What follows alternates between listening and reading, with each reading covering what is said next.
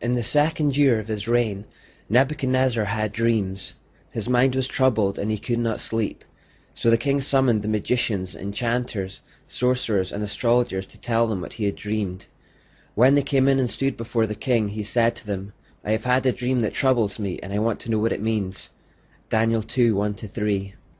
This dream of Nebuchadnezzar's came before his conversion, and as was the norm for a pagan king, he was surrounded by the usual array of astrologers and sorcerers connected with the mysteries, those who would seek to draw their supernatural powers of interpretation from Satan.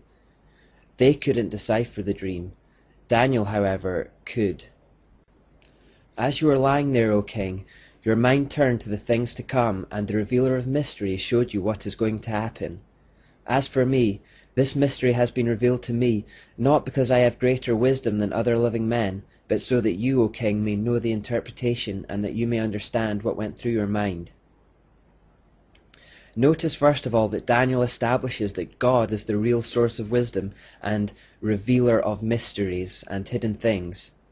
Satan claims to have this secret knowledge that he disseminates through his mystery religion, but actually, God is the omniscient one. Notice how Daniel also emphasizes that he does not know the interpretation because he has more knowledge than others. He makes it clear that he is simply relying on God. We should start noticing how much of the Old Testament tells of a constant battle between two kingdoms. You looked, O king, and there before you stood a large statue, an enormous, dazzling statue, awesome in appearance. The head of the statue is made of pure gold, its chest and arms of silver, its bellies and thighs of bronze, its legs of iron, its feet partly of iron and partly of baked clay. While you were watching, a rock was cut out, but not by human hands. It struck the statue on its feet of iron and clay and smashed them. Then the iron, the clay, the bronze, the silver, and the gold were broken to pieces at the same time and became like chaff on a threshing floor in the summer. The wind swept them away without leaving a trace, but the rock that struck the statue became a huge mountain and filled the whole earth. This was the dream, and now we will interpret it to the king. You, O king, are the King of kings. The God of heaven has given you dominion and power and might and glory. In your hands he has placed mankind and the beasts of the field and the birds of the air. Wherever they live, he has made you ruler over them all. You are that head of gold. After you, another kingdom will rise, inferior to yours. Next, a third kingdom, one of bronze, will rule over the whole earth. Finally, there will be a fourth kingdom, strong as iron, for iron breaks and smashes everything, and as iron breaks things to pieces, so it will crush and break all the others. Just as you saw that the feet and toes were partly of baked clay and partly of iron, so this will be a divided kingdom, yet it will have some of the strength of iron in it, even as you saw iron mixed with clay. As the toes were partly iron and partly clay, so this kingdom will be partly strong and partly brittle. And just as you saw the iron mixed with baked clay, so the people will be a mixture and will not remain united, any more than iron mixes with clay. In the time of those kings, the God of heaven will set up a kingdom that will never be destroyed, nor will it be left to another people. It will crush all those kingdoms and bring them to an end, but it will itself endure forever. This is the meaning of the vision of the rock cut out of the mountain, but not by human hands, a rock that broke the iron, the bronze, the clay, the silver, and the gold to pieces. The great God has shown the king what will take place in the future. The dream is true, and the interpretation is trustworthy.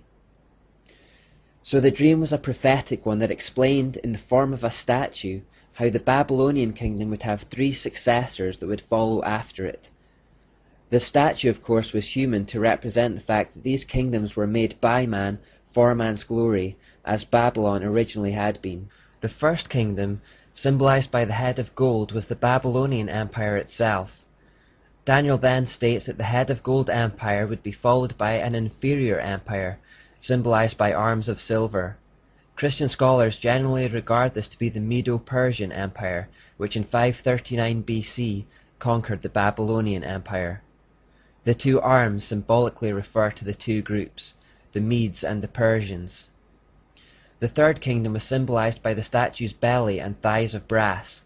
Scholars believe this is a reference to the Grecian Empire, which conquered and then came after the Medo-Persian Empire. The symbol of a belly and thighs of brass suggests that the kingdom was to start out as a united empire but end up as a divided empire. Under the leadership of Alexander the Great, the Grecian Empire was indeed a united empire, but after Alexander's death, the empire was divided up. It was around this time, when Greece was the dominant power, that the Mystery Babylon religion became known as Gnosticism. The word gnosis in Greek means knowledge. Gnostics still believed that humans were divine souls stuck within imperfect human bodies created by an imperfect God. They still believed there was a second and superior God who provided them with the esoteric knowledge necessary to become gods themselves. Ashtoreth had taken on the name Sophia because Sophia means wisdom in Greek. The serpent was portrayed as the good father of Cain. Yahweh was portrayed as an unreasonable God who had cursed Adam and Eve wrongly after a temper tantrum. High priestesses were ordained through sexual rituals. There were still blood oaths, secret handshakes, signal symbols, passwords, and fornication as part of worship. In other words, except for a few name changes, the Babylonian religion had survived in its entirety throughout the empire changes. It is from this era that we get the word agnostic. Because those who believed and practiced this religion were called Gnostics, those who did not believe it were considered agnostics. Today the word agnostic is used to refer to someone who says they are unsure or ignorant regarding the existence of God because of a lack of information. Anciently, however, the word agnostic would have identified a person who deliberately desired to remain ignorant of the secret knowledge and rituals through which the Gnostic good God, the serpent, and the mystery religion of Babel might be revealed. The name Gnosticism was used for the mysteries right up until the time of Jesus and for some period afterwards. Some Gnostics in fact saw in Jesus a similarity between him and their pagan serpent, as they believed he was dispensing knowledge of the kingdom of God.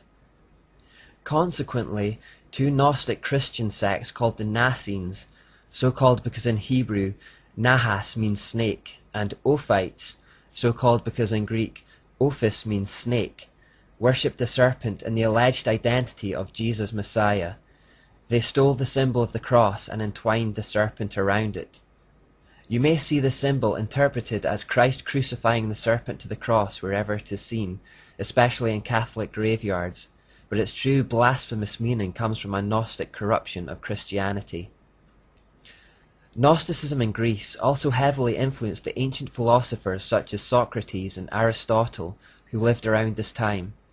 Their ideas were then passed to Plato, and these three are still revered as the fathers of philosophy. Plato is of particular significance for the New World Order, as we'll discover later. Their so-called wise words are still taught to philosophy students around the world, but much of their ideas are simply ancient Babylonian lies. While the mysteries had become known as Gnosticism in Greece, the Jews had come to know it as Kabbalah by this point, which means hidden secrets. It was also known as the oral secret law. Kabbalah developed mainly through a man called Philo, who adapted or inverted many parts of the Old Testament to fit with Babylonian mysticism. Kabbalah gained a fair amount of popularity in the 200 years prior to Jesus. Today Kabbalah has made something of a resurgence, particularly amongst the rich and famous. It's just the Babylonian mysteries by another name. So to recap, the first kingdom in Nebuchadnezzar's dream was Babylon, the second was Medo-Persia, and the third was Greece. What was the fourth?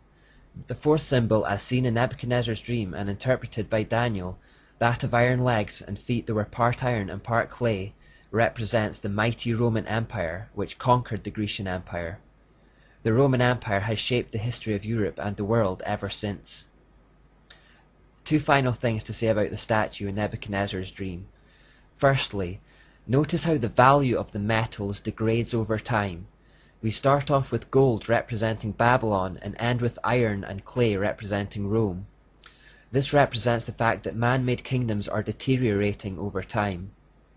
The second point about the statue is that although the value of the metals decreases over time, their strength increases until it becomes iron.